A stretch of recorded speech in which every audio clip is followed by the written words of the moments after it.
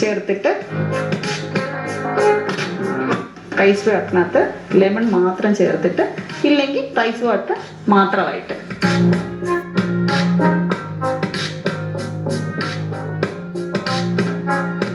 ഇതങ്ങനെ നമുക്ക് ഫ്രീസ് ചെയ്യാൻ വേണ്ടിയിട്ട് വെക്കാം. നമുക്കിത് യൂസ് ചെയ്യാൻ പറ്റുന്നത് എങ്ങനെയാന്ന് പറഞ്ഞാൽ, ഓഫീസിൽ പോകുന്ന ആൾക്കാരാണെന്ന് വെച്ചാൽ നമുക്ക് എപ്പോഴും ഇതൊന്നും ചെയ്ത് വെക്കാൻ പറ്റത്തില്ല. അപ്പൊ നമുക്ക് ഞായറാഴ്ചയൊക്കെ വീട്ടിൽ നിൽക്കുമ്പോഴത്തേക്കും ഇതൊക്കെ ചെയ്ത് വെക്കാം. വീക്കിലി വൺസ് ചെയ്ത് വെച്ച് കഴിഞ്ഞാൽ ഒരു വീക്ക് ഫുള്ളായിട്ട് നമുക്ക് വേറെ വേറെ സംഭവങ്ങളിൽ ചെയ്ത് വെച്ചാൽ മതി. അതാകുമ്പോൾ നമുക്ക് യൂസ് ചെയ്യാൻ പറ്റും. ഒരു 1 വീക്ക് വരെ, ഞാനൊക്കെ 1 വീക്കാണ് യൂസ് ചെയ്യുന്നത്, നമുക്ക് ഫ്രീസ് ചെയ്യാൻ പറ്റും.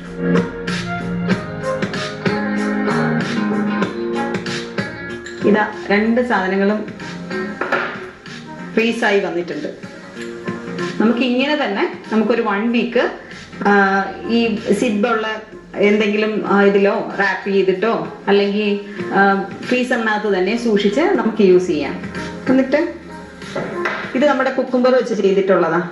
നമുക്കിങ്ങനെ മുഖത്തങ്ങ് റബ്ബ് ചെയ്താൽ മതി.